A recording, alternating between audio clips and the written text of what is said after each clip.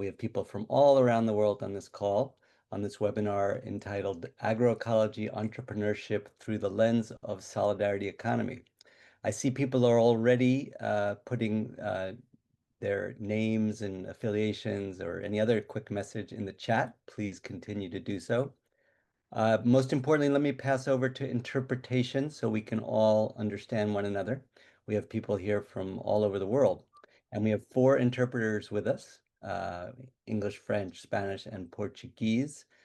So you can see down in your screen on the lower right, a little globe. It says interpretación, interpretation.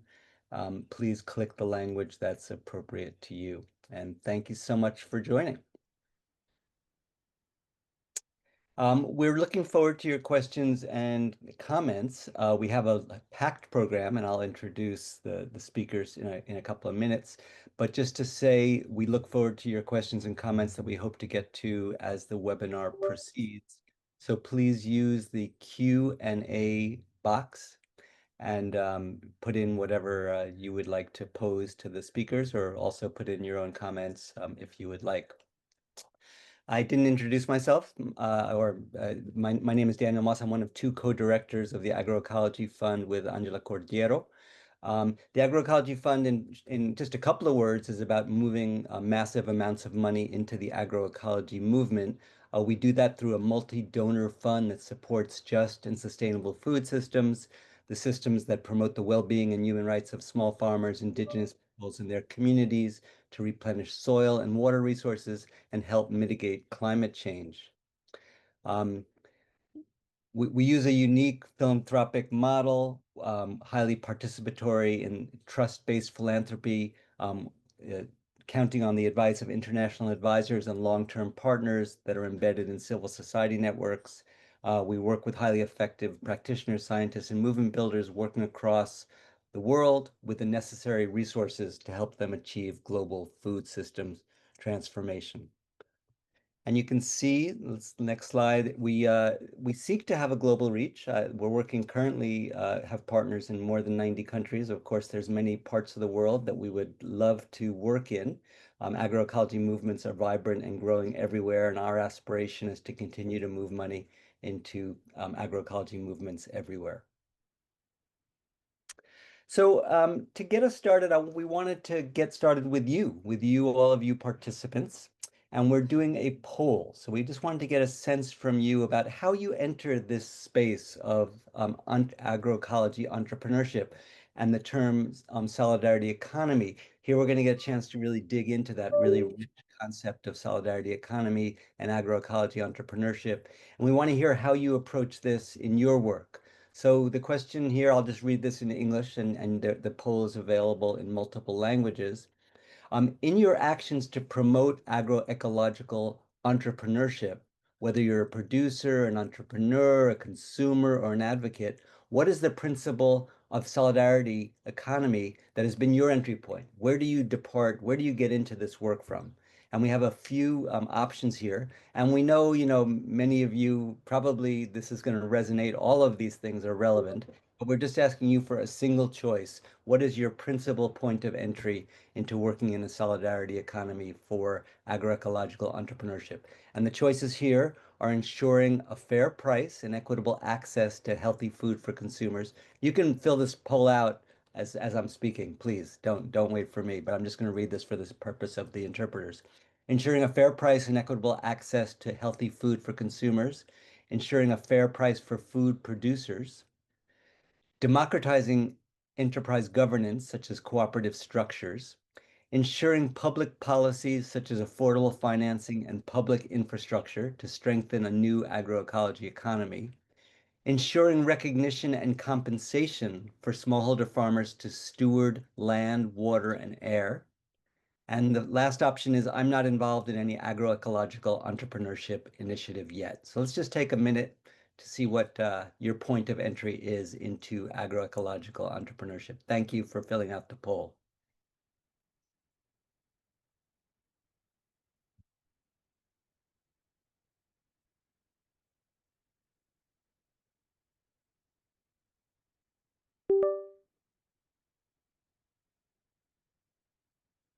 So Catherine is, as we get results, Catherine is going to show a slide showing where are our points of entry into this topic.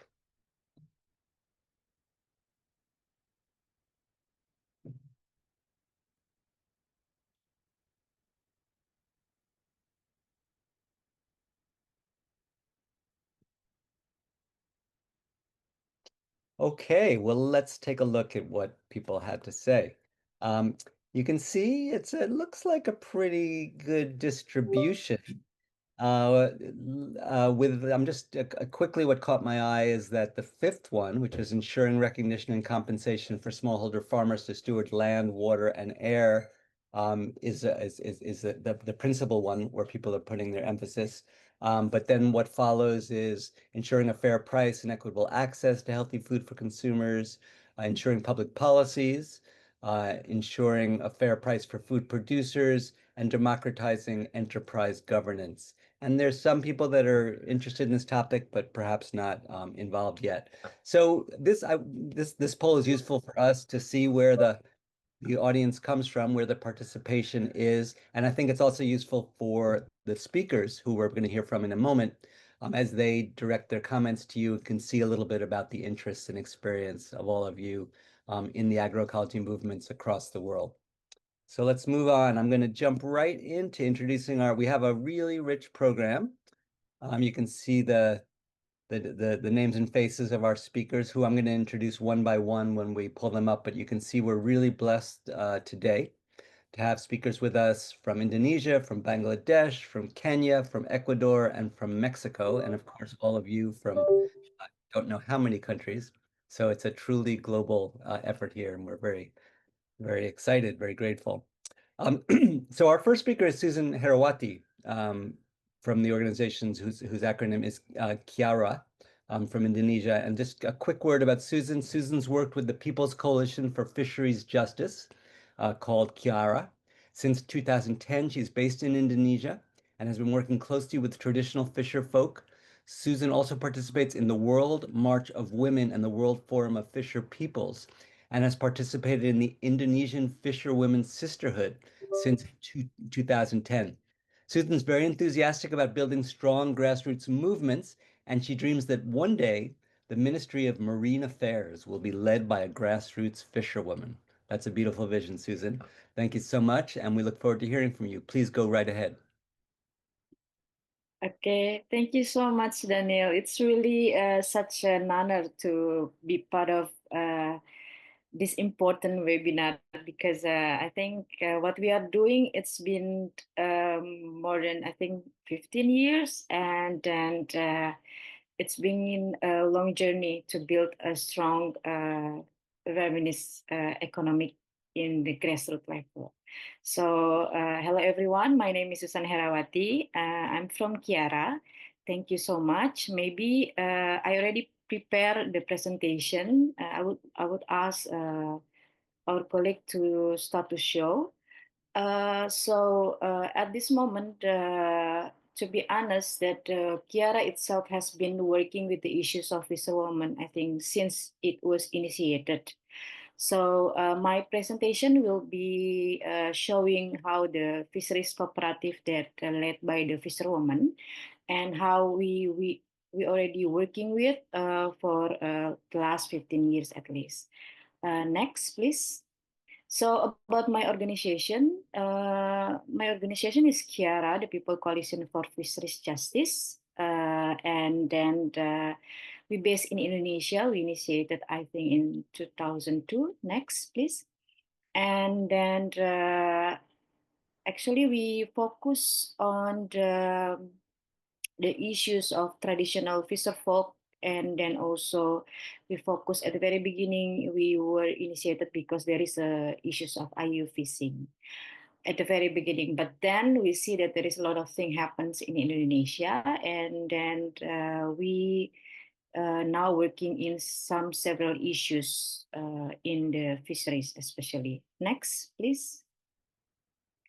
Uh, so what we believe that Mother Earth, there is a value, holistic knowledge that owned by the fisherwoman, that we call it ocean is like our mother. and then the fisherwoman is identity for all of us. And then because if you talk in Indonesia context, mostly fisher folk only known as the men. That is why we've been working very hard to make the fisherwoman identity recognized by the government itself. Next. This is my organization, and then maybe next, what we are doing also, next please.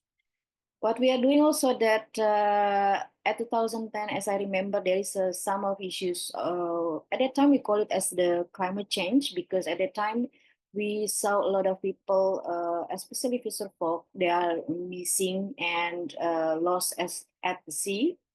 And then at the same time also, we see that there's an issue of sea level rise. But then also we see there is a movement from the grassroots level, especially for fisherwomen during the climate change issues that happened that day. There is some of the movement of a cooperative that has been initiated by fisherwomen. There is some of really good organization at that time. That is why we initiated PPNI or Indonesia Fisherwomen Sisterhood in 2010. At that time, there are already 16 members of a fisherwoman organization, and we spread in at least 11 provinces in Indonesia. At the very beginning, we want to ensure the basic right of fisherwomen has been acknowledged and recognized by the government. And then also we dream about the independence of the fisherwoman and also the sovereignty, how they are going to access and control their water and in the ocean. Next. I think this is the principle of feminist economic within the World Major Woman. Maybe you can we can read it or learn after that. But I want to highlight the re-evaluating value. Why this is one of the principle that important for all of us because. In Indonesia, fisherwomen, from our research, they've been working almost 17 hours per day, and their contribution in the household economic thing, it's almost 48%. So all the income mostly also coming from the woman. But if you talk about the recognition of a fisherwoman, our government, unfortunately, that they only focus to the men only if they talk about fisher folk. So at that time, those who get the ID, which is acknowledged as a fisher folk, it's only the men. That is why we try to promote since 2010 until today that there is a existing actor in the fisheries value chain that contribute a lot, and that is woman with the 17 hours of works every single day. Next. Uh, this is also I want to highlight one of the important thing that we are working. There is a lot of issue that working in here, but today PPNI and KIARA focus on how to ensure the access to resources and in the ocean itself, because now there is a lot of issue of ocean grabbing that happens, and also related to the climate justice. We've been try to encourage the fisherwomen try to identify the right solution in facing climate issues, because now there is a lot of the climate fake or false climate solution that being bring by some of the big organization and also by the government. And then next, so this is about the grassroots movement through cooperative. To be honest, that cooperative is not only the way that we are try to encourage fisherwomen. If you talk about the independence of economic thing in the grassroots level, because what we are doing mostly that while we came to one village, we try to identify what the basic need that really get supported at that area. The identification become important, and then also we do the mapping. Then we try to identify the alternative livelihood resources beside fishing, for example, like there is some of the like ecosystem that could be used and could be transformed into the product. And then the other thing that really interesting through several steps that we are doing the advocacy, we've been initiated some of the fisherwomen cooperative, but it really depends on situation.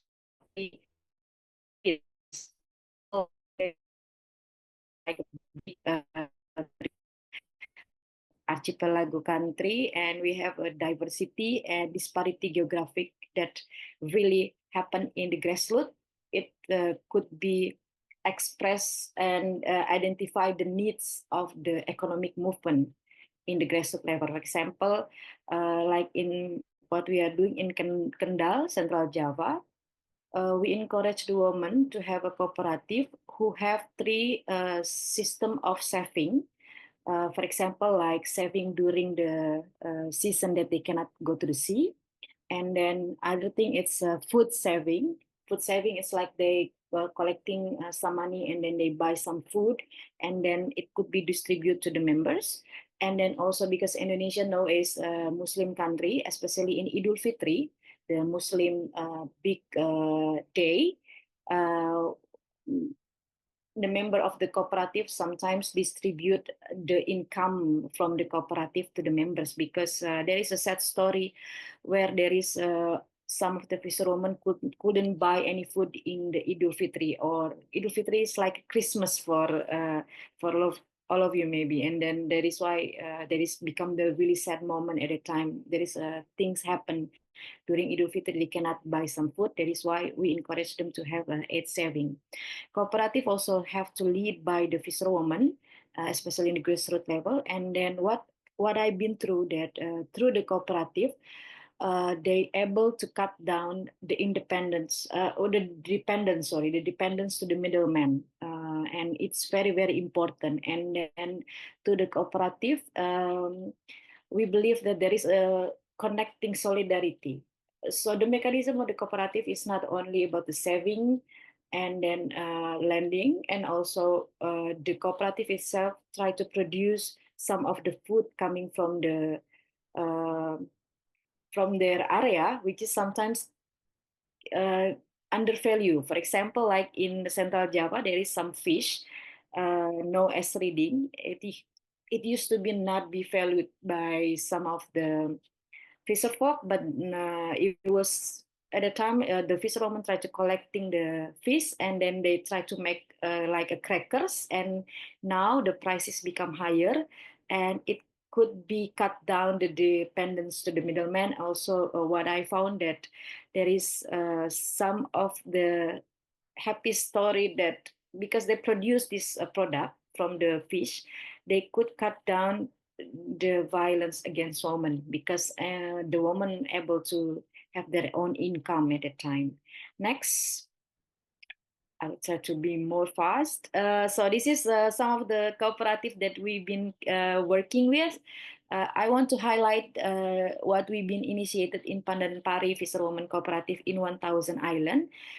This cooperative become really important because they're not only the cooperative who like building the strong economic movement, but through the cooperative now they are managing some area in the coast. They call it Renge, and then the management under the cooperative. And every Friday they are gather and then they clean the coastal. And then the other thing which is important, we encourage them not only to plant the mangrove, but also encourage them to have the nursery of the mangrove itself, because now we have a problems with the issue of a mangrove.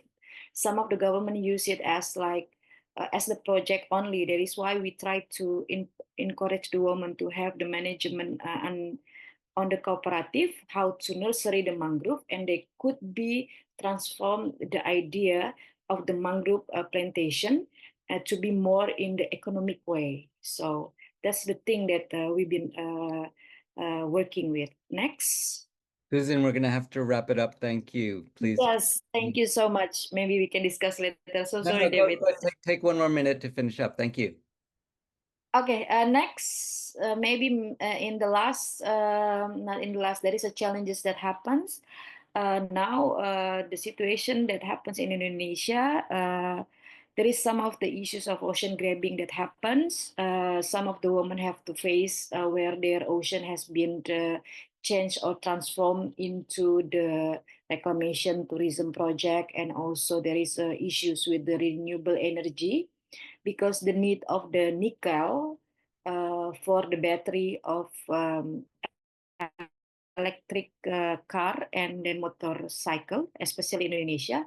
So there is a lot of the nickel mining happen and grab the ocean and then coastal and small island. That's the big issues. And then under blue economy, we've been facing a lot of issues of the expansion of the aquaculture product. we are not we It's really big thing because now, for example, the government want to expand about to 20,000 hectare mangrove project in West Java. And although they're mentioning it was revitalization, we don't really believe because it 2,000 hectares, and we believe that it will be under the investment umbrella, so there will be really challenges for everyone, especially for the fisher folk. And what we're dealing is also the intimidation and then the potential of criminalization that really happening in Indonesia recently.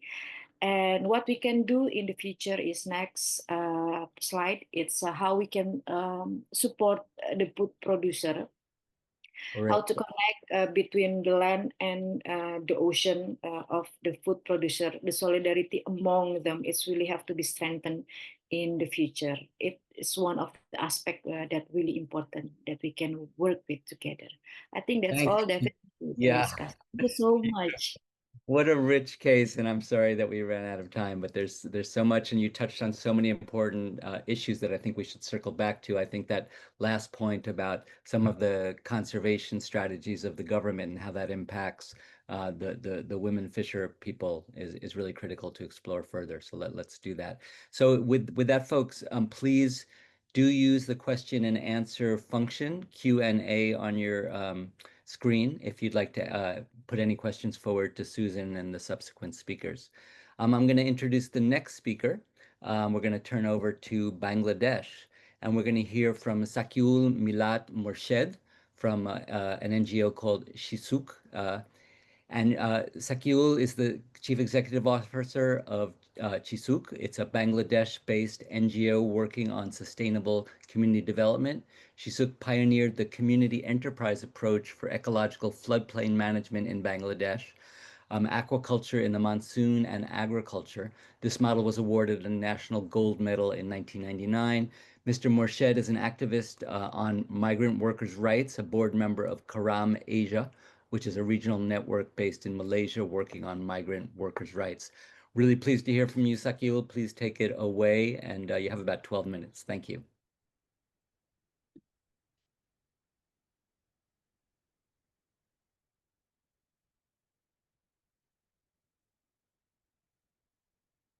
Thank you, everyone.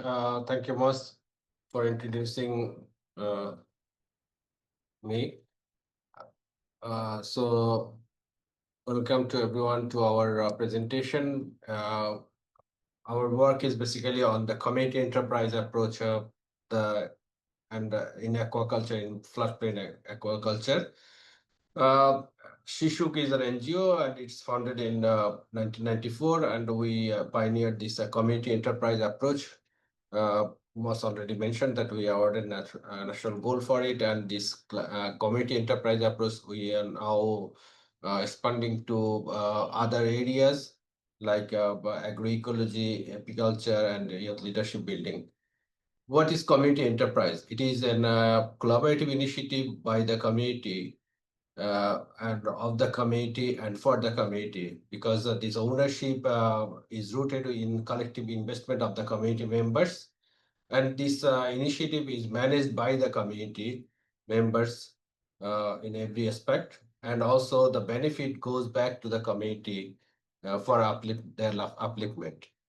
And this community enterprise is a community sets goal collectively, mobilize resources, adapts the technological innovation, make decision to boost their production and productivity, assess the risk and plan for the risk management, build knowledge and skills to achieve shared objective. Through this way, they become the community. It becomes a community enterprise. And the key feature is the equitable ownership and shareholding opportunities for every household, and investment which is sourced from the community, from the equity share capital. Members' equity cannot be transferred to outsiders. It can be traded within the community, and the incorporation involves the community and also the facilitating organization. The governance wise, it's one member, one vote, equal voting rights for all, democratic representation with an elected board of directors, and participatory decision making and inclusive management, and accountability to the shareholders through annual general meeting and audited accounts. Another key feature is it is community focused because it is owned by the wider local community. There is a reserve share for the underprivileged. 5 to 10% of the net profit are allocated to the to a charitable fund for the community at the community.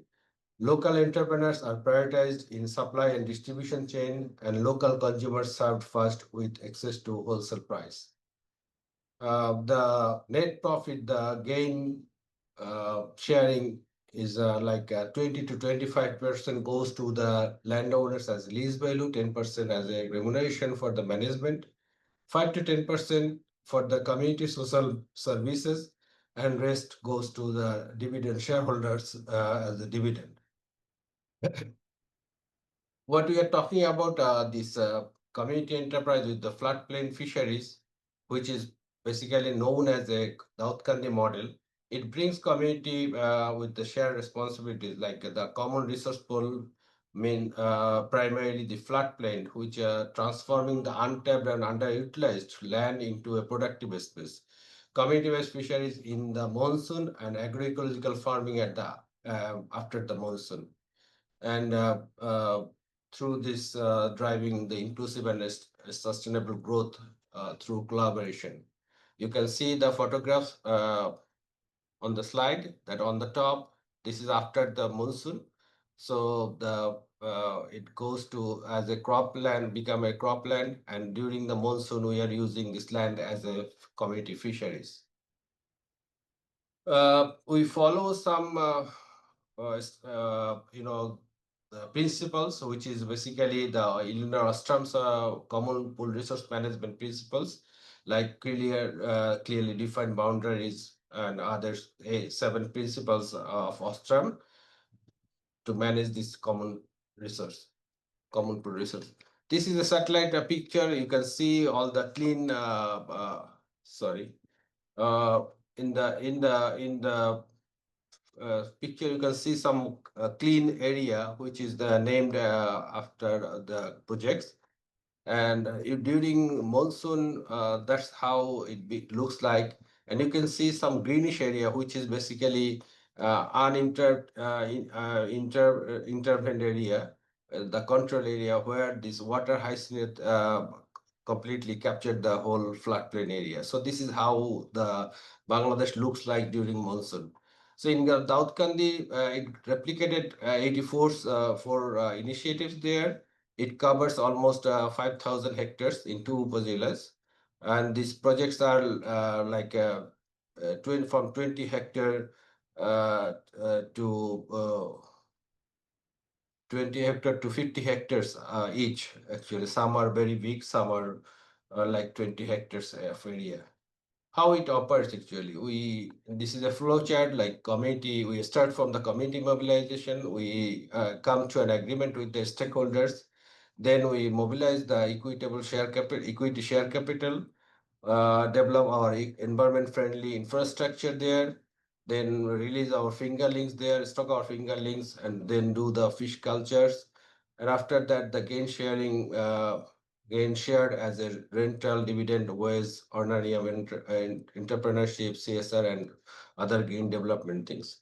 And after harvesting of the collective fish, this land goes back to the owner of the land. During monsoon, you cannot really segregate your land, so it is a common initiative. But after monsoon, the individual farmers do their cropping in their land. What is the result? It increased the productivity and productions. And the production increased up to 4 ton per hectare, whereas the national average is 100 kilogram per hectare.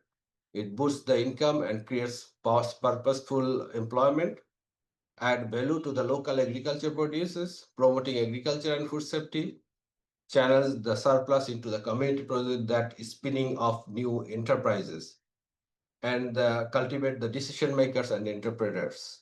I will explain further on that point.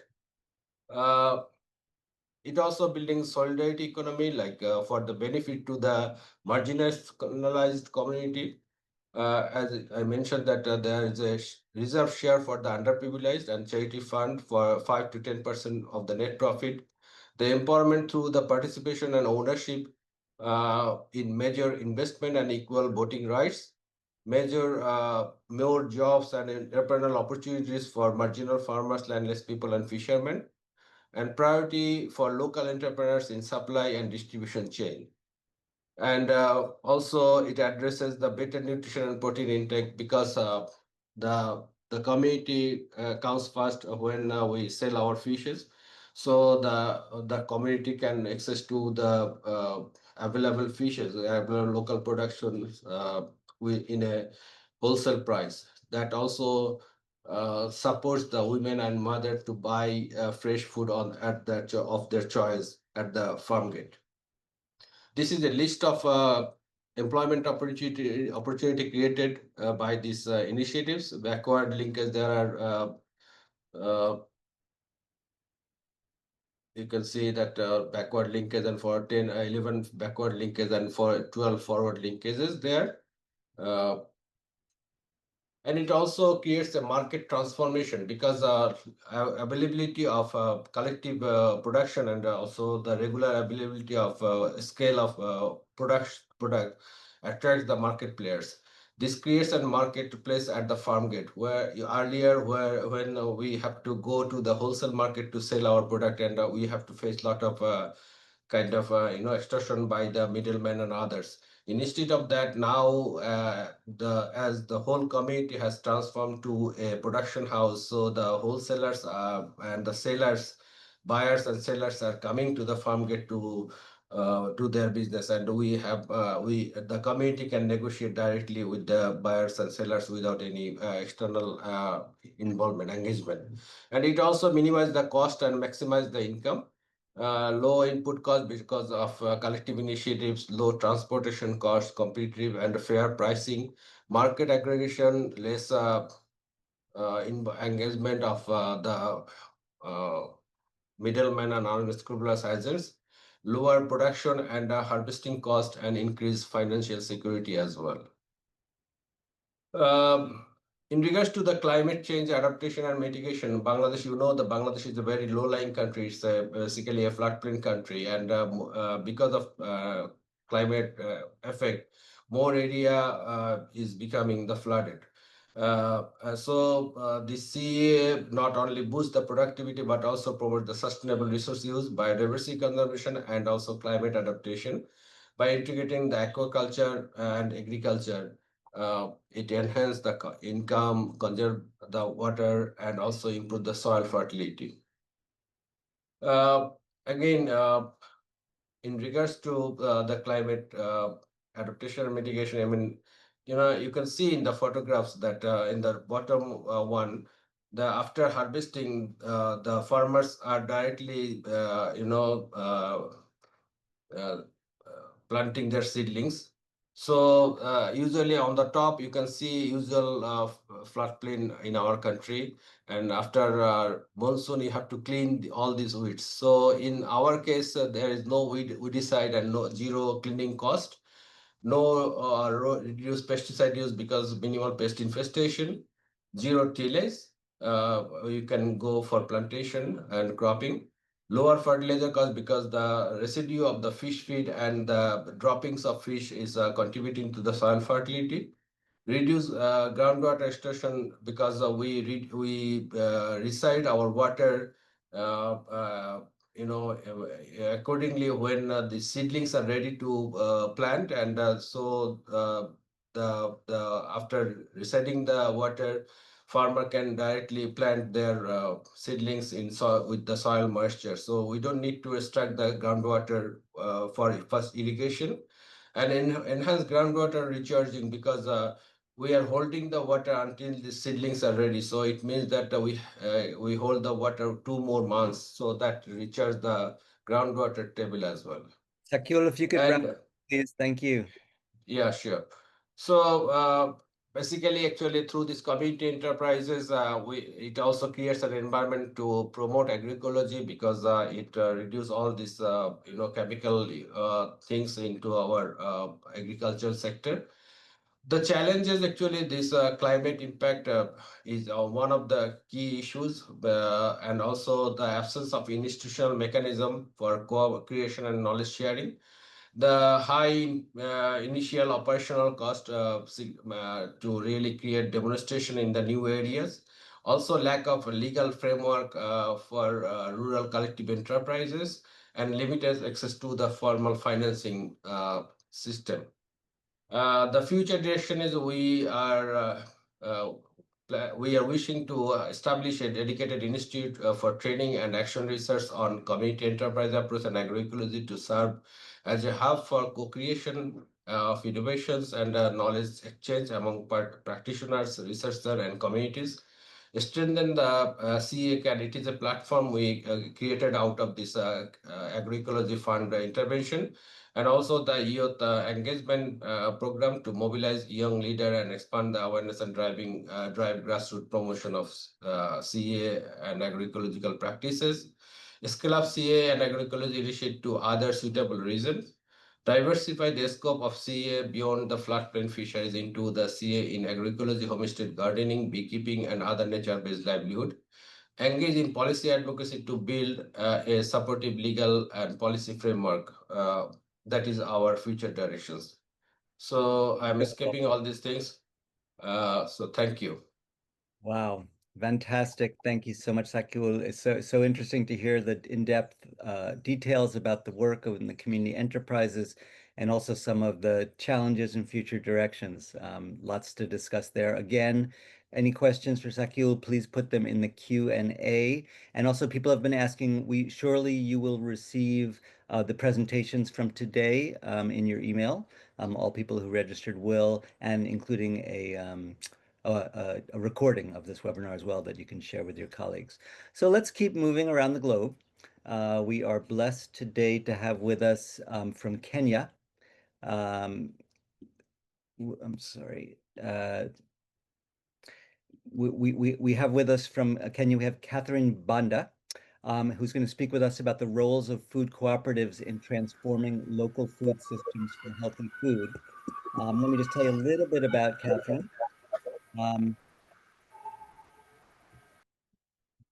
Catherine Catherine is from the Kenyan Peasant Leagues organization. She's the finance officer and a member of the organization's women's organizing. The KPL, the Kenyan Peasant League, is a social movement of Kenyan peasant farmers, fishers, pastoralists, and consumers. And their main aim is to promote peasant agroecology for food sovereignty by fighting neoliberal tendencies that kill local agriculture. KPL promotes the creation of an alternative economy that is driven by provision for livelihoods. So let's hear from Catherine. Thank you much, Catherine. Please go ahead, 12 minutes. Okay, thank you, Daniel, for the introduction. As you have heard, my name is Catherine Banda from KPL. KPL, we are a social movement that brings together food producers and consumers with an aim of achieving agroecology for food sovereignty and climate justice. We organize from the household, homestead, articulation, collectives, departments, and clusters. We have 5 thematic areas, that is indigenous food, indigenous seeds, organic farm inputs, local market capture, and mobilization strategy.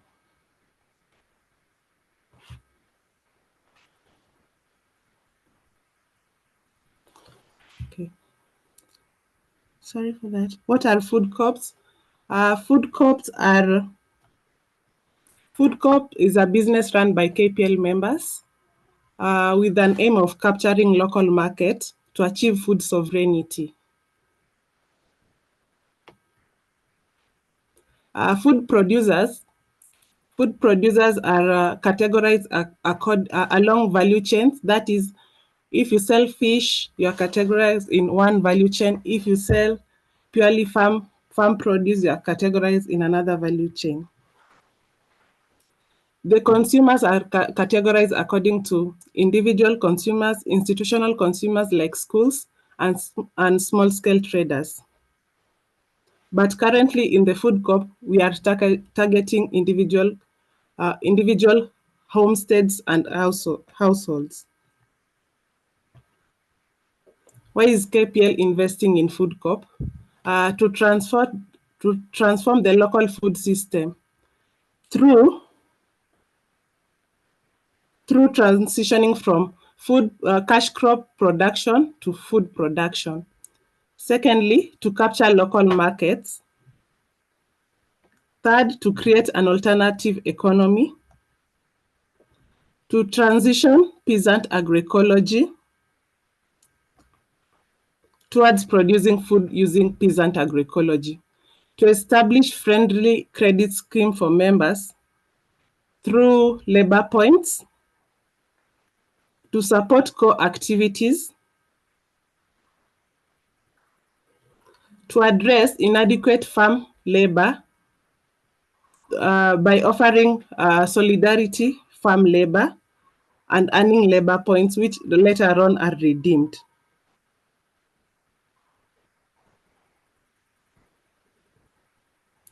Okay, how food co-op operates.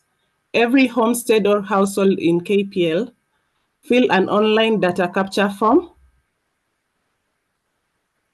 on the food that they produce and the food that they consume daily and what they need from the food co-op. This is a sample of the daily data capture form. The picture explains how the data is filled.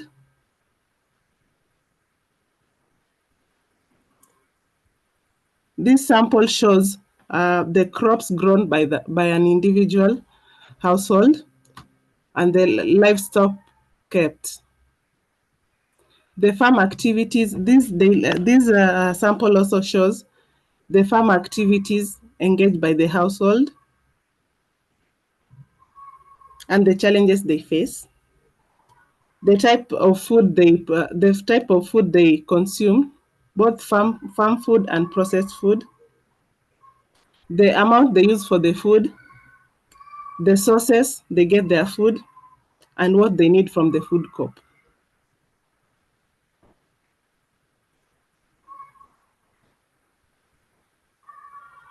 Yeah.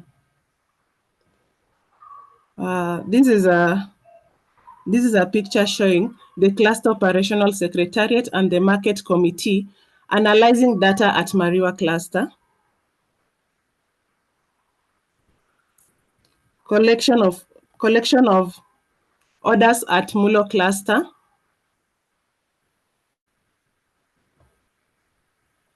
After taking the orders from various clusters on the food produced and the food demanded or ordered by the consumers, the producers supply to the food co-op on a weekly basis during the food co-op market, whereby the food is sold to the consumers.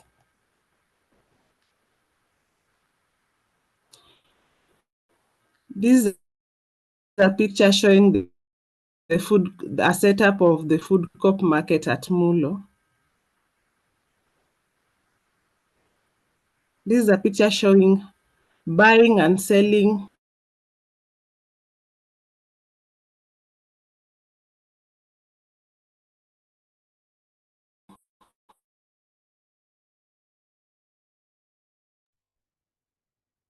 Are you still connected, Catherine? We can't hear you.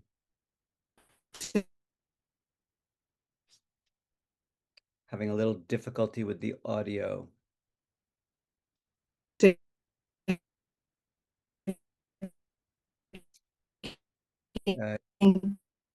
If you're able to, I'm sorry, Catherine, have we lost her?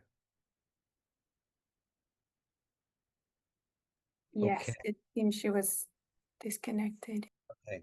Well, let's return back to Catherine as soon as she's able. So, Catherine, if you can please give me a heads up about that. But for now, let me turn over to our next speaker, which is actually a number of speakers. And we're going to move over from Africa to Ecuador. And I'm going to introduce the Colectivo Agroecológico de Ecuador, the Agroecological Collective from Ecuador. And in true collective style, we have a few speakers from the organization: Isabel Armijos, Carlos Rodriguez, and Giovanna Lasso. I'm not going to introduce them individually, but just to say that the Agroecological Collective of Ecuador is a broad space for coordination and collaboration that has been bringing together multiple networks, organizations, associations, and groups of farmers and consumers working to promote agroecology and food sovereignty in Ecuador since 2008. So I'm going to turn it over to, I guess, Isabel, or whoever is the first speaker from Ecuador. Thank you.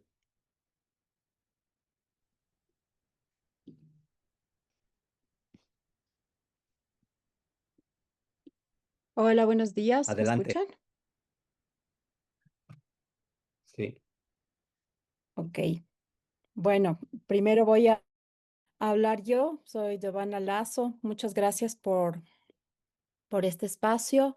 Vamos a presentarles la experiencia de una tienda agroecológica que se abrió en el marco de un proyecto de investigación, acción participativa.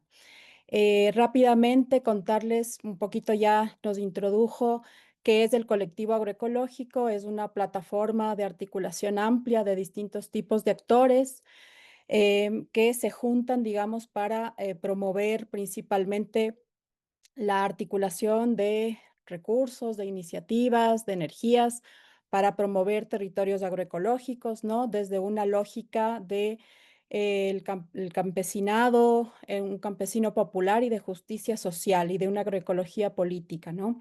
Y de esta manera, pues, consolidar territorios agroecológicos de manera integral y estructural. Trabajamos en temas de prácticas de innovación, trabajamos también el tema de incidencia política, de ferias agroecológicas, sistemas participativos de garantía y consumo, y también la investigación y la formación popular agroecológica.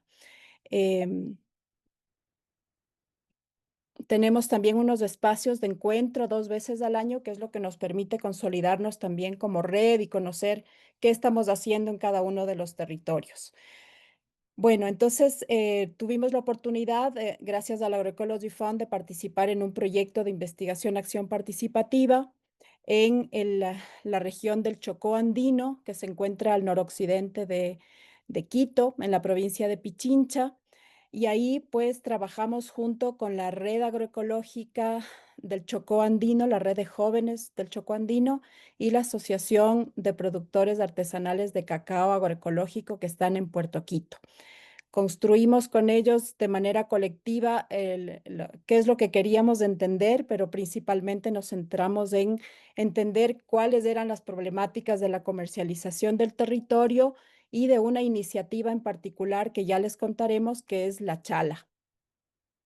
También entendimos un poco cuáles eran las problemáticas del campesinado en ese territorio, cuáles eran las diversas identidades campesinas, porque este es un territorio amplio que involucra a 6 parroquias más otro cantón adicional. Entonces tenemos una diversidad de territorios, de pisos climáticos y de condiciones, ¿no? Entonces eso también era un reto enorme aquí y también pudimos entender un poco mejor cuál era la oferta productiva de ese territorio, que es muy diversa debido justamente a esta diversidad de pisos altitudinales con el que cuentan, ¿no?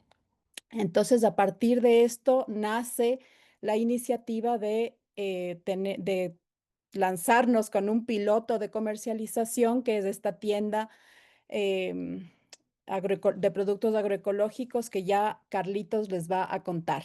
Carlitos. Buen día con todos, esperando que se encuentren bien. Bien, vamos a hablar sobre Chala.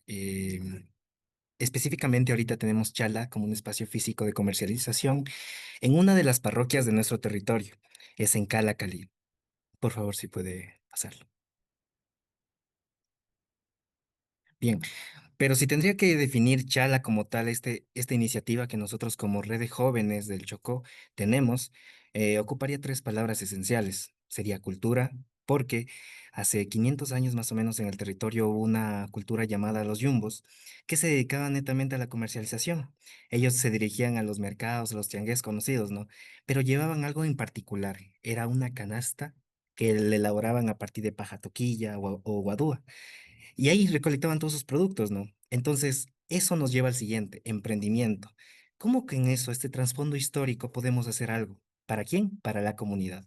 El emprendimiento no está visto quizás como una obtención económica, ¿no? O que genere ingresos, sino más bien el mismo hecho de actuar y hacer algo, satisfacer alguna necesidad. El territorio del Chocó andino es bastante amplio, de pronto tiene full problemáticas, pero precisamente es allí donde nosotros identificamos que esta territorialización de la agroecología es bastante importante, ¿no? Entonces, en el 2020 ocurre que la pandemia nos afecta a todos a nivel mundial y no era la excepción, por ejemplo, para la gente de la ciudad que venía al campo de pronto a refugiarse. Entonces, generar conciencia de huertos familiares, huertos individuales y más para que ellos puedan tener sus propios alimentos. Entonces, ahí viene la parte del emprendimiento, precisamente ¿para qué? Para generar un concepto colectivo en comunidad. Entonces, ahora, ¿quiénes conforman la chala? Bien, brevemente la chala, ¿qué es lo que hace? Es un espacio de comercialización que recopila los emprendimientos y los productos de los diferentes espacios del territorio. Entonces, aquí ya tenemos a varios actores que vienen siendo Asociación de Mujeres, que es en una comunidad de una parroquia que es en El Paraíso, en Calacalí, donde tenemos la tienda física. También hay otra asociación que se llama Maraxacha. Nosotros como Red de Jóvenes estamos involucrados con nuestros emprendimientos, nuestros productos y también a SOANE. Entonces, brevemente, ¿qué es lo que realmente ofrecemos? Estamos en un territorio bastante biodiverso, con diferentes pisos climáticos, desde los 2500 que van hasta los 250 metros sobre el nivel del mar. Eso implica que tenemos tanto hortalizas, frutas y también procesados de estos, ¿no? Pero siempre en la línea agroecológica. Entonces, ¿qué es lo que hicimos nosotros? Tuvimos que plantearnos cómo vamos a trabajar. En un inicio esta era una idea virtual, ¿no? Necesitaban esto, pues bien, por pedidos, quizás por plataformas como WhatsApp, Facebook, entonces ya accedíamos al territorio o tratábamos de fomentar esta dinámica de comercialización, ¿no? Pero ahora, como tenemos un espacio físico, es importante también tener esta cercanía con los productores. Entonces ahí nosotros hicimos diferentes acuerdos, ¿no? Y uno de ellos precisamente constó de recopilar todos estos productores que en un inicio, pues, se fueron planteados, ¿no? Como actores estratégicos para la producción, la comercialización en la línea agroecológica e incluso en la transición, ver qué podemos entender en temas de transporte, logística, el precio justo y los demás principios que también fomentan la agroecología.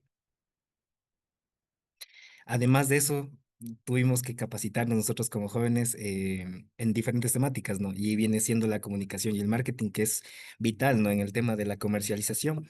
Además de que no solamente tiene incidencia allí, sino más bien quizás en la conciencia territorial, en cómo poder producir algún material audiovisual para mi territorio. Porque miren, si bien es cierto, ahorita estoy algo muy coloquial, quizás alimentándome con unos plátanos, unas naranjas, ya, pero ¿qué hay detrás de eso? ¿Cuál es el productor? ¿Cuál es la historia? ¿Cuál es la familia? Entonces tiene un trasfondo también, ¿no? Y precisamente es donde empezamos a desarrollar estos conceptos de comunicación y marketing entre jóvenes. Finalmente, y algo que es súper importante para fomentar la territorialización y la sostenibilidad de la tienda, es la comercialización y el SPG. Entonces, un ingreso para las familias del Chocó es bastante importante, ¿no? Estamos hablando de una economía en un sistema bastante capitalista, pero aquí el sentido de la comunidad es bastante fuerte. El sistema de gobernanza en el territorio ya está tomando fuerza. Eso implica que hay diferentes personas o que se juntan, ¿no? Crean colectivos y quieren sumarse de pronto a la parte de comercialización de productos. Pero ahora, quizás evitando caer en esa banalidad de ser convencionales, ¿no? Sino más bien entrar en la transición agroecológica. ¿Cómo? Aquí es donde entra Chala. Estas ofertas, esta oportunidad de pronto y esta relación que pueda tener, podamos tener nosotros como jóvenes y los demás con los productores, cómo ellos pueden, nosotros cómo podemos darles una alternativa de comercialización, una alternativa de sostenibilidad agroecológica, y ahí es donde estamos trabajando con SPGs. Entonces, este sistema participativo de garantía les muestra el campo tan grande que es la agroecología, ¿no?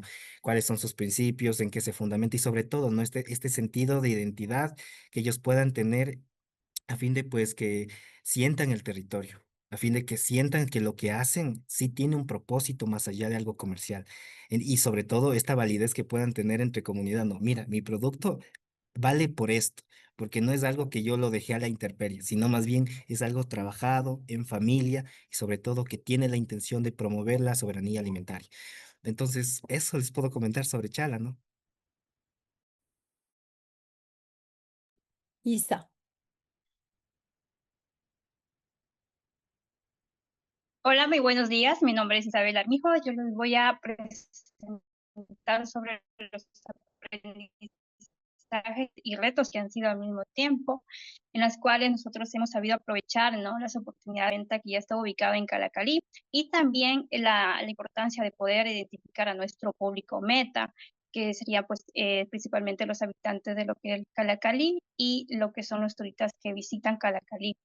También uno de los retos y también aprendizajes es el fortalecimiento de las capacidades administrativas y contables para el buen manejo de la tienda.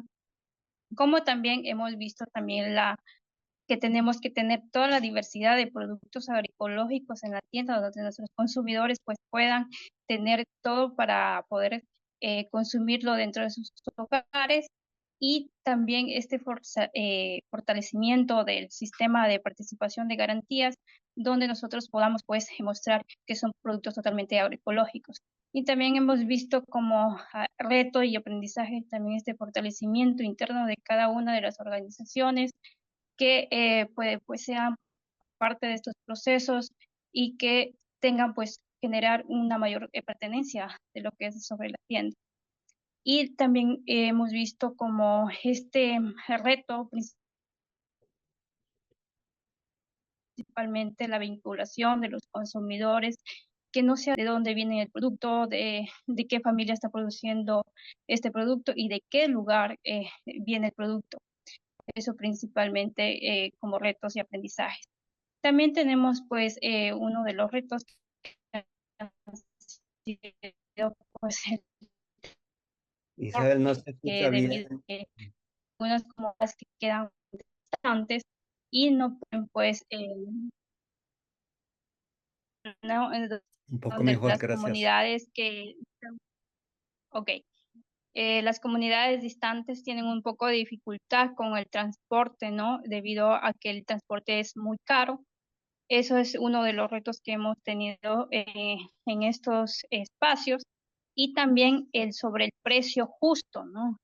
No es que sea un producto agroecológico, tiene que ser un precio alto, ni tampoco un precio muy bajo, sino que sea un precio justo para nuestros consumidores. También hemos tenido pues como aprendizajes, como mencionaba Carlitos, sobre la comunicación y marketing, pero también uno de los retos ha sido seguir manteniendo este espacio de comunicación para nuestros consumidores clientes. Siguiente, por favor. Y como perspectivas a futuros, claramente, pues tenemos que tener la sostenibilidad económica de la tienda que está en Chala, y para ello hemos pensado pues en un vínculo directamente con Quito, que es la capital de Pichincha, con un modelito de canasta donde podamos ofrecer a diferentes sectores de Quito, y que esto pueda generar un poco más de sostenibilidad a nuestra tienda, y también seguir avanzando con los SPGs para seguir fortaleciendo pues el abastecimiento de productos agroecológicos a nuestra tienda y poder integrar a muchos más productores para tener la diversidad en nuestra tienda Chal. Y como por último, tenemos lo que es la apertura de otra tienda en Cumbayá, que es un sector de Quito, pues donde es un barrio con mayor capacidad adquisitiva. Esto no quiere decir que estamos enfocados pues en personas que tengan mayor economía, sino que sería como una estrategia de poder sostener a la tienda y poder vender en otros sectores a un menor precio. Eso serían nuestras expectativas. Muchísimas gracias. Muchísimas gracias, Abel. Yo creo que ya terminó el tiempo. Muchas gracias a los compañeros y compañeras. Thank you very much to our colleagues from Ecuador for the wonderful presentation. Yeah, really interesting look at this community store and the link into markets and working closely with producers, including in the capital of Quito. So we look forward to exploring that further. Please, again, enter your questions in the question and answer. We have a lot of questions there. I would want to ask the speakers also, some of the questions are directed to individual speakers, and if you have a moment, speakers, you can also type your answer there because we will run out of time to discuss them in the forum here. Catherine Banda, if you're able to, we were very sorry that you were cut off from the internet. Okay. If you would like to resume, please do go ahead. Thank you. Thank you, Daniel.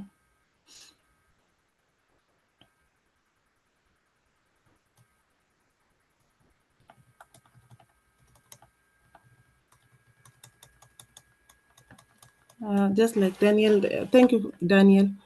I'm Catherine Banda from KPL. KPL, we are a social movement that bring together food producers and consumers with an aim of achieving agroecology for food sovereignty and climate justice. We organize from the household, homestead, articulation, collectives, departments, and cluster. We have 5 thematic areas: indigenous food, indigenous seeds, local market capture, organic farm inputs, and mobilization strategy. Food Corp is a KPL business with an aim of capturing local markets. Our main target is to link consumers directly to the producers without the middlemen. Our food producers are categorized along value chains depending on what they produce and demand from the consumers. Sorry to interrupt, Catherine. You might want to advance maybe a number of slides. We heard you pretty well, I'd say, until about slide 10 or 12. So maybe you might want to advance because we did hear this part of your presentation fine. Yeah, okay. Right there. Yes, please, go ahead. Okay, this is a sample of Form A. It shows the amount used by the consumer, sources of their food, and the food they would like to have from the food corp.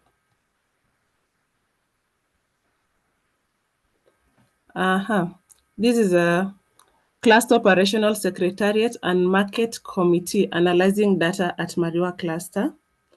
And the cluster operational secretariat and the committee comprises of women, youth, and men. We have a collection of orders at Mulo cluster from the consumers. After getting the orders from the consumers, the producers are able to supply the foods ordered from the consumer to the food corp during the food corp market where they are sold. This is a sample of a setup of the food corp at Mulo cluster.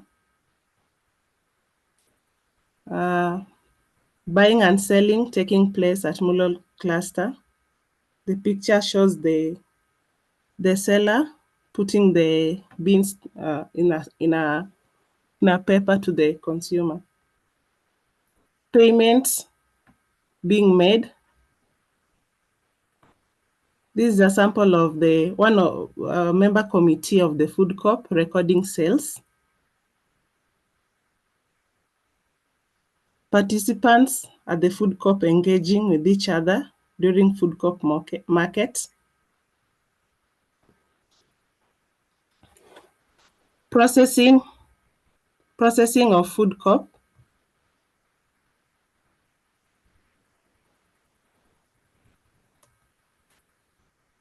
we have daily data capture form, which we call it Form A, whereby each household fill it on a daily basis. The cluster operational secretariat analyze the Form A into Form B. This is a summary of orders posted and supplies from the cluster. Form B is analyzed by regional operational secretariat.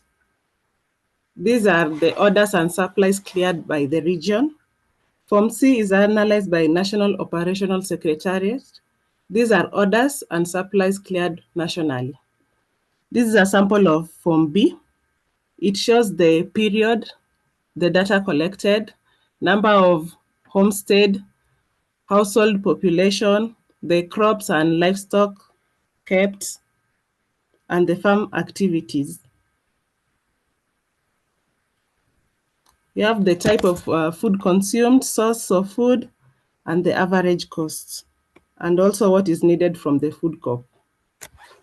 During the food co-op market, 10% of the total sale is paid to the food co-op as the market fees.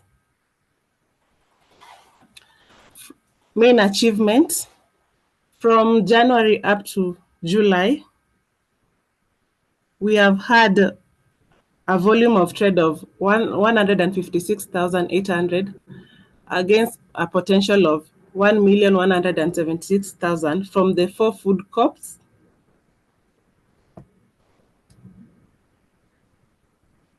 We have also made a profit of 15,800 against a potential of 117,600 from the sales. This is because the food co-op doesn't take place daily, but once per week. We have also collected orders and made sale of 125,440 against a potential of 940,800.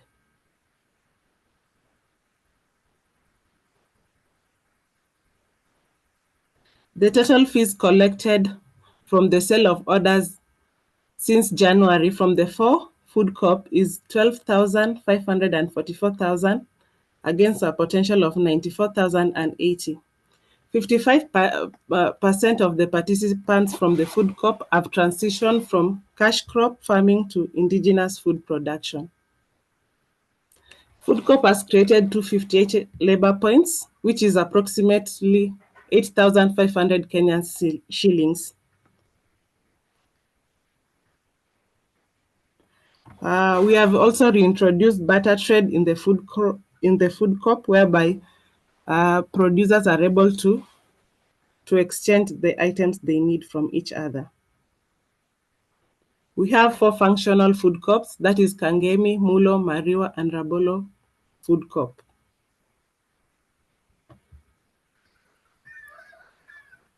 Labor points, just the way I've explained, labor points are redeemed from Solidarity by offering Solidarity farm support.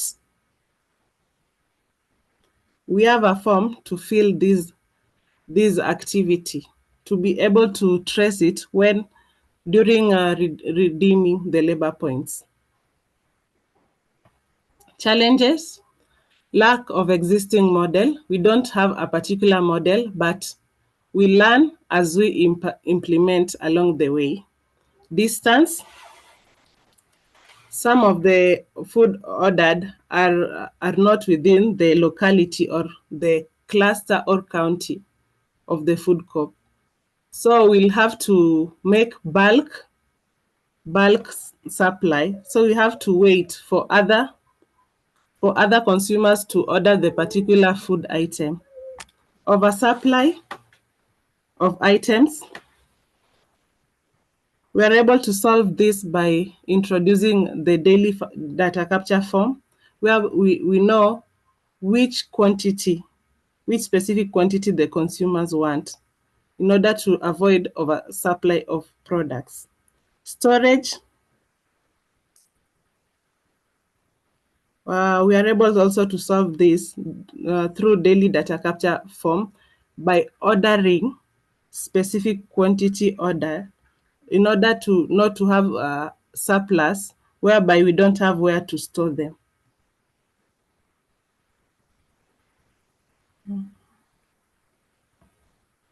Lack of products in the market. We are able to solve this through sourcing the food outside our clusters or food crops, uncollected orders and unfulfilled supplies. We are able to address this by calling the consumers or buyers who made the order to come pick their orders. Poor market infrastructure, by identifying better spaces. Lack of weather pattern. We are able to address this by having the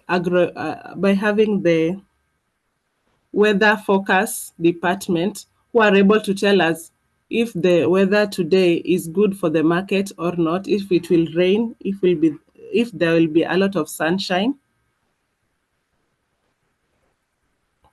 Capturing daily trade. We have solved this through recording all the trade made in the food co-op.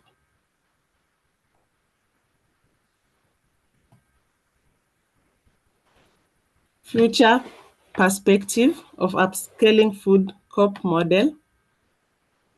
Establishing food supermarkets. We would like to have food co-op supermarkets whereby we'll have the right facilities to store the perishable goods and also to store the fragile goods. Establishment of food banks. We intend to establish food banks across all the food co-ops in order to store food there. Transport. We would like to have efficient means of transportation of food, maybe a motorcycle or a bicycle for a start. Establishing virtual shops. We'd like to expand our food co-op through establishment of virtual shops whereby the consumers are able to order directly from our website, and also the producers are able to post the food that they have. Establishment of food funds. Would like to establish food funds through the Labor Point Credit Scheme. Investing in Labor Points. We would like to invest 50,000 USD in the Labor Points in order to have more producers and consumers that engage in the solidarity farm labor support. Improving market infrastructure. We intend to build stalls that we can able to move them from one place to another during the food co-op markets. Securing license in order to operate legally. That's the end of my presentation. I will share my presentation after this. If you have any question, kindly ask in the chat box. Thank you. Excellent, Catherine. So glad you were able to reconnect to share that amazing experience. You can see the level of details that you've gone into at the KPL in Kenya to resolve some of these challenges, or to seek to resolve some of the challenges of establishing a network of cooperative businesses. And there was a question in the Q&A about how to monitor the flow and evaluate the flow of food between producers and consumers. And I see that you've been grappling with that. You've been trying to resolve that. That's very interesting. So now thank you, Daniel. Great. So please continue with your questions. We're going to go for about participants. We will be closing this webinar in about 30 minutes. So please stay tuned if you're able. And now we're going to turn over to Mexico. And we are going to hear from Dr. Eduardo Enrique Aguilar Hernández from the University of Monterrey. Eduardo currently works as a research professor in the Department of Social Sciences at the University of Monterrey. He's dedicated himself to promoting alternative economies and projects focused on social and solidarity economy, the topic we're exploring today, and has given lectures and workshops throughout Brazil, Colombia, Spain, and with various organizations throughout Mexico, has published numerous books on this topic. We're very thrilled to have you with us, Eduardo. Adelante, you have about 15 minutes. Thank you. Muchísimas gracias, Daniel. Muchísimas gracias, Ángela, por hacer la invitación. Yo estoy muy emocionado de haber escuchado todas las experiencias y voy a compartir unas ideas que me interesaría colocar aquí porque me invitaron a hablar sobre si otra economía es posible. Y en ese sentido quiero enfocar las ideas que voy a colocar. Hay mucho que decir, voy a ser rápido. Intentaré sobre todo dar una reflexión sobre lo que acaban de comentar las personas que me antecedieron. En ese sentido, quisiera decir un marco súper rápido de encuadre. No es lo mismo economía social que economía solidaria. La economía social la entendemos como un sistema que entiende que el sistema capitalista está funcionando de manera errónea, entonces hay que reformarlo, ¿no? Mientras que la economía solidaria nos está hablando sobre esta construcción de otra economía, ¿no? Por eso la pregunta inicial que Ángela me hizo me pareció fenomenal. ¿Otra economía es posible? Y bueno, entonces la economía solidaria se forma un movimiento social que pugna, ¿no? Que busca construir otra economía, ¿no? Desde ese Foro Social Mundial de 2001, donde el lema así fue: otra economía es posible. Pero también entendemos, pues entonces, como una consigna política donde muchos tipos de organizaciones se conjuntan, ¿no? Es algo donde aglutina. También encontramos que es un campo de estudio y también es una política pública, ¿no? Por ejemplo, en Brasil, el Estado le ha apostado desde hace varios años a la economía solidaria como política pública, pero me interesa centrarme en esto de la consigna política. ¿Qué tipo de organizaciones son aglutinadas en lo que le llamamos economía solidaria? Vamos a encontrar una lista de una gran diversidad.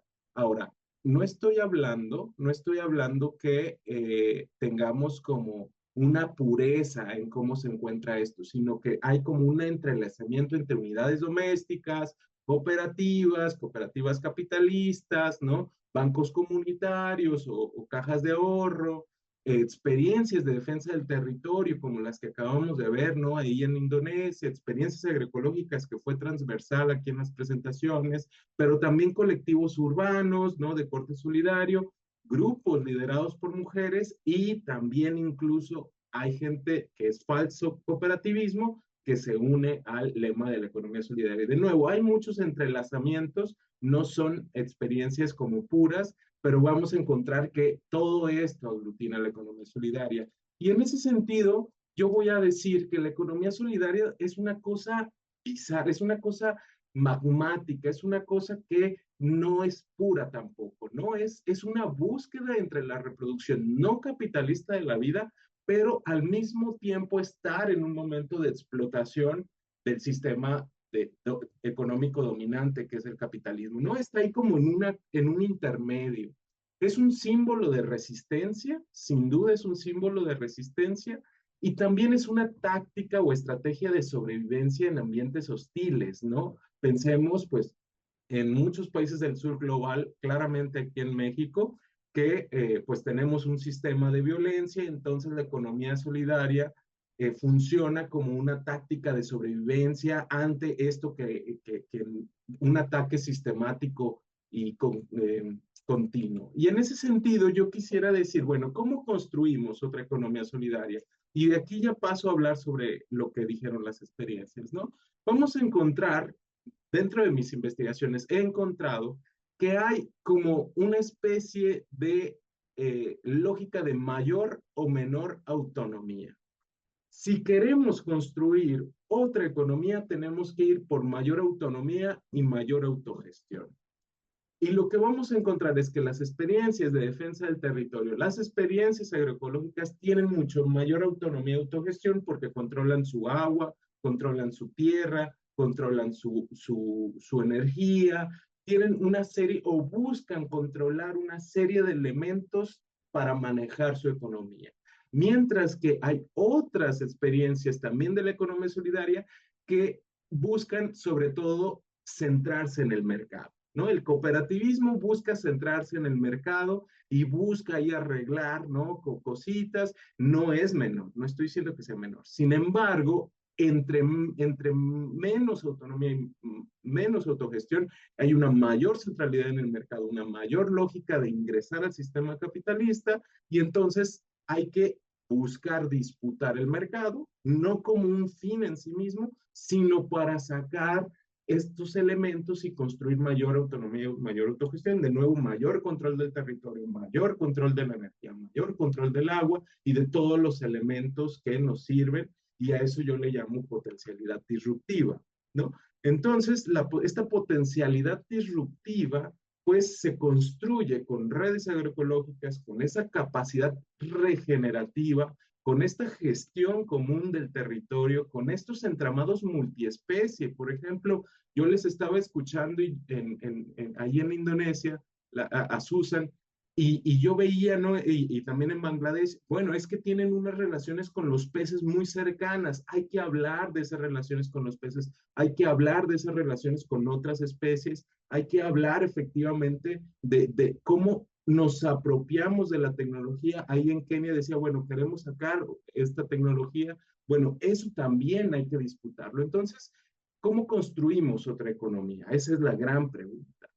¿Es centrarse en el mercado? La respuesta es no. Y yo creo que eso dialogaría, ¿no? Yo dialogaría ahí con las experiencias en los términos de, eh, si nos centramos en la lógica mercantil, vamos a encontrar que la esencia del mercado, la lógica mercantil, es sumamente dispar, es sumamente eh, eh, eh, no equitativa. Nunca vamos a poder tener un mercado perfecto, eso es irreal.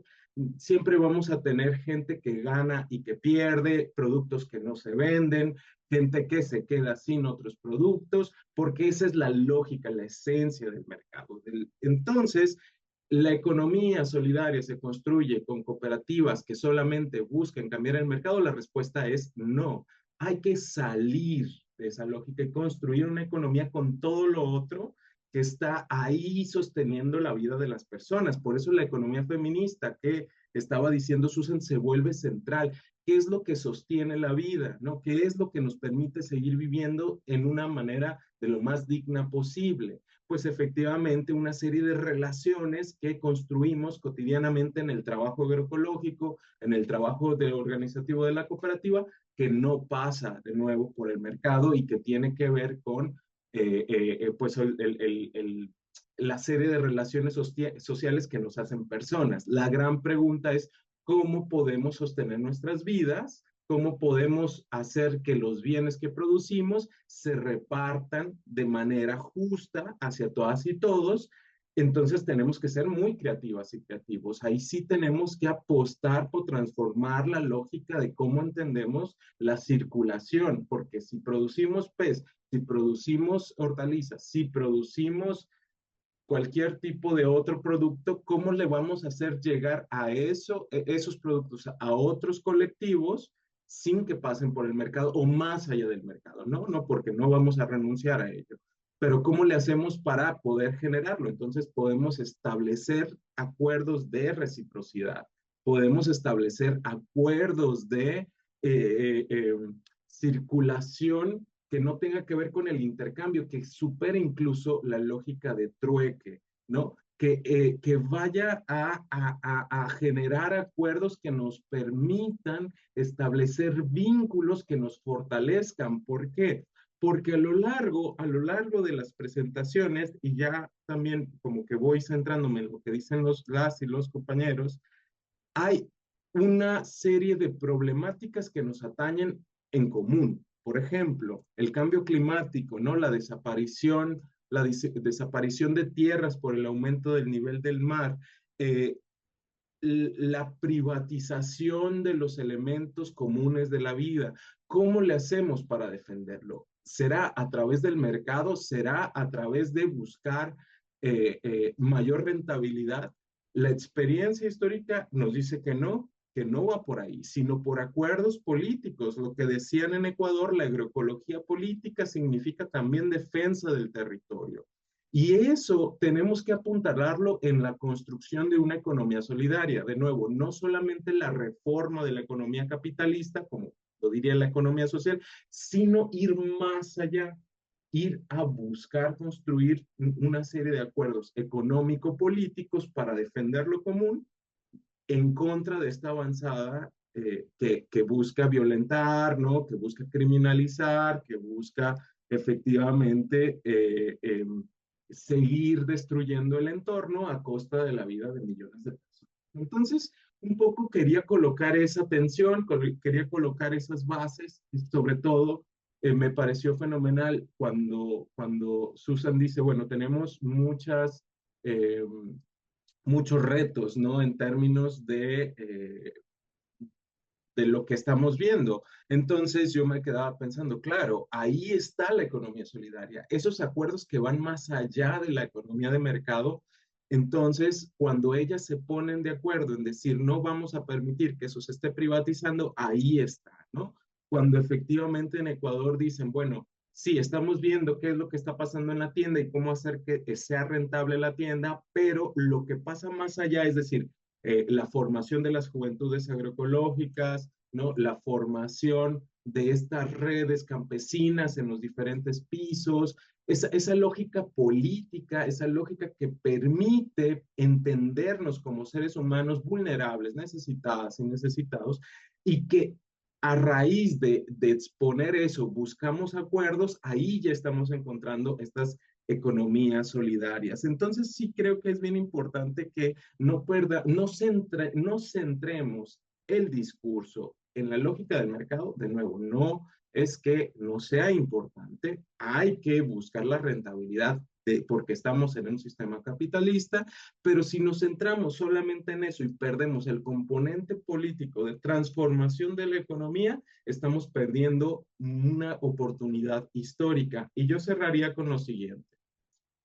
A diferencia del 2001, en el Foro Social Mundial, donde se pone en la línea esta consigna de otra economía es posible, a hoy, en 2025, tenemos un retroceso de la economía solidaria, tenemos un repliegue, nos ha ganado una lógica individualista, o la lógica individualista, ha habido una avanzada en el egoísmo, en la competencia, frente a la solidaridad. Es hoy más importante que nunca que hablemos de la potencialidad transformadora de las experiencias y que seamos conscientes de ello, porque sí, hay que enfrentarnos a arreglar el mercado. Esto que todas, había una cosa en común, todas las experiencias hablaron, bueno, tenemos retos en organizar ahí que los productores y los consumidores, ¿no? Que no se venda, que lo que no se vende se venda, ¿no? Tenemos esos retos. Pero hoy más que nunca necesitamos salir como de esa caja, juntarnos y hablar de cómo vamos a enfrentar esta oleada de individualismo con solidaridad. Cómo vamos a enfrentarnos esta oleada de odio juntándonos para proponer espacios de amor, de amistad, ¿no? De estar juntas y juntos. Entonces, pues yo celebro mucho, Daniel, Ángela, que hayan convocado a este espacio y que podamos poner estos puntos aquí, porque la economía solidaria va más allá del dinero. La economía solidaria se construye sobre todo para que todas y todas tengan una vida digna. Muchas gracias. Okay, muchísimas gracias, Eduardo. Thank you so much, Eduardo. That was, well, excuse me. That's excellent and just on time. You can hear the alarm.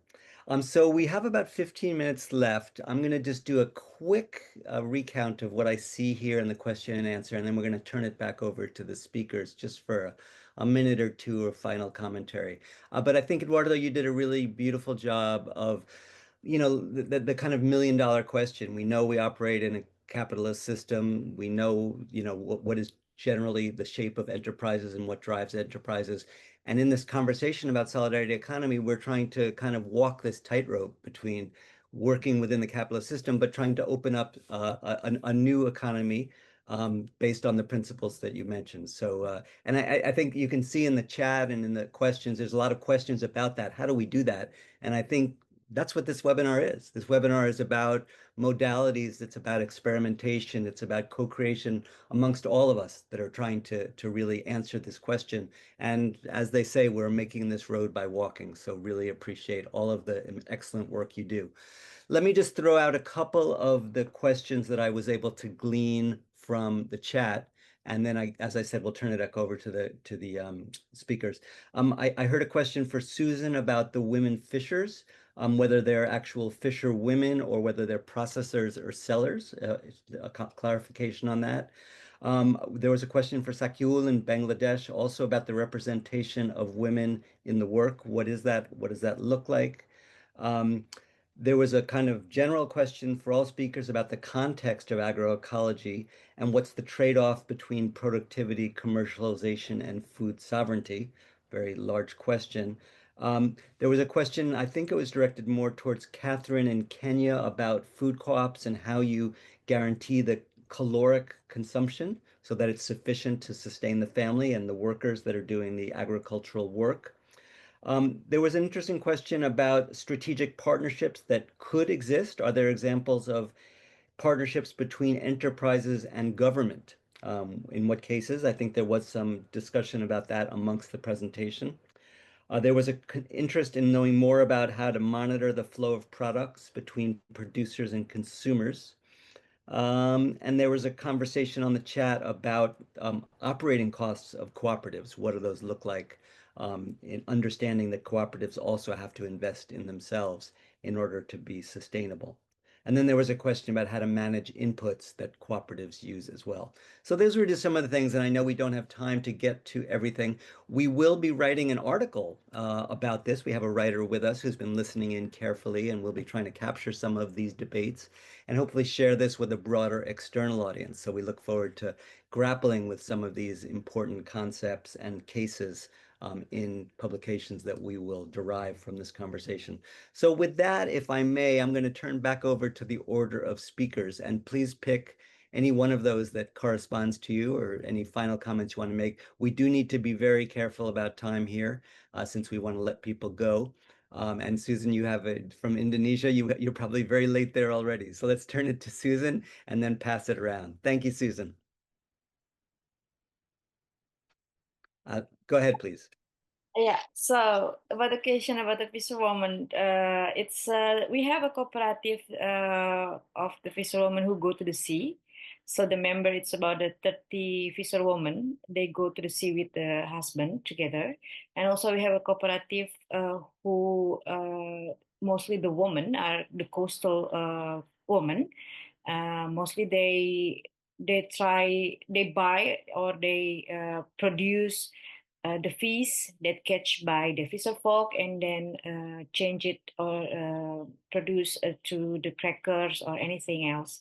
So it's really depends on the area and the cooperative that we are working with. So yeah, it's really depends. So we have some of the cooperative of fisherwomen. So it's really depends. We have those who go to the sea itself.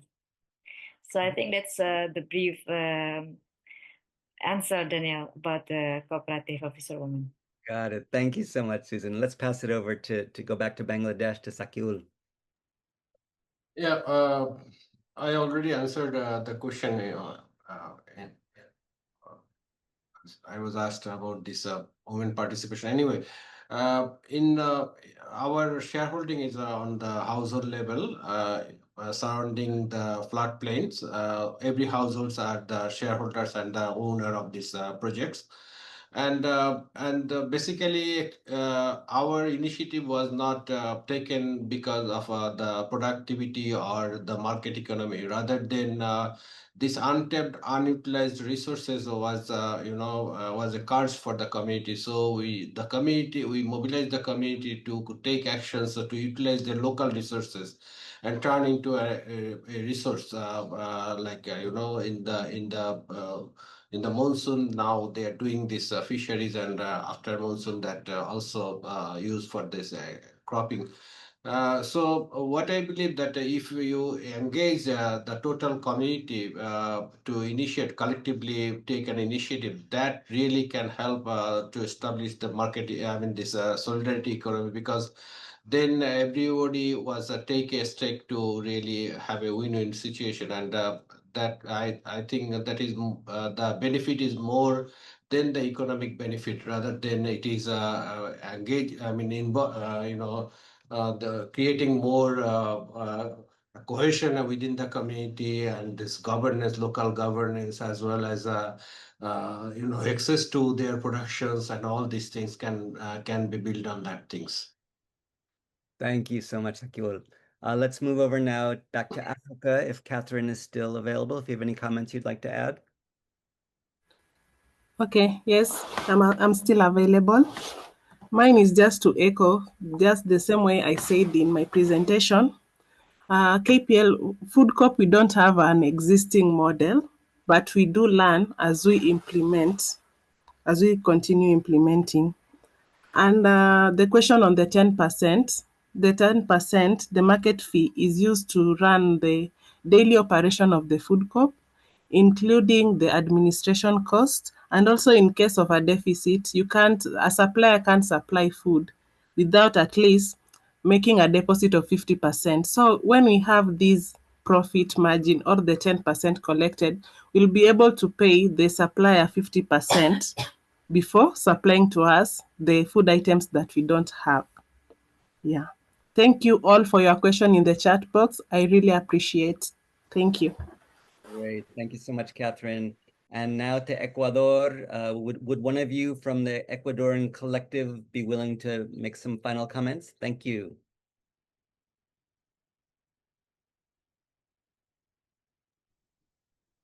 Hola, justo estaba escribiendo en el chat por la falta de tiempo, pero sí, tal vez rápidamente hacer mención a esa complejidad actual que vivimos en todos los actores quienes hacen la agroecología, ¿no? Y entonces eso nos demanda un reto enorme que es abordar desde la complejidad, ¿no? Desde la multidimensionalidad. Entonces creo que han topado, Eduardo topó un tema súper importante que es el tema político de los sistemas alimentarios, de la agroecología, y que no hay que dejar de lado para que todas las acciones que se hagan desde la agroecología no dejen de lado los principios. Sin embargo, claro, hay tantos elementos, hay retos económicos de las familias campesinas, de su sostenimiento material.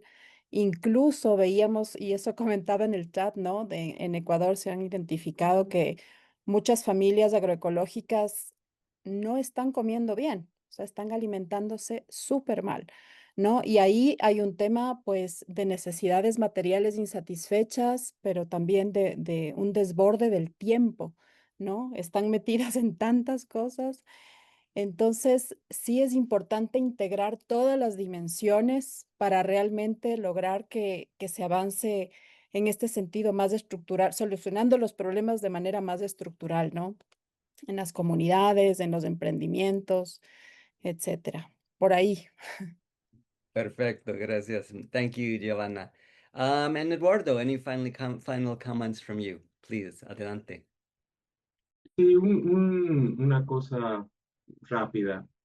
Históricamente hemos buscado buscado la solución repitiendo los mismos patrones, ¿no? Buscando entender la riqueza a través de el dinero, a través de la ganancia, a través de eso. Entonces, hemos visto que una y otra vez eso ha fracasado, ¿no? Y que necesitamos sí o sí cambiar la lógica, y que eso efectivamente cuesta mucho trabajo, ¿no? Porque estructuralmente estamos como muy deprimidos en ese sentido, pero que necesitamos intentarlo. Entonces, un poco es como dar una esperanza de que sí se puede y de que han dado aquí grandes claves y yo agradezco mucho a las experiencias que presentaron, que fueron muy inspiradoras.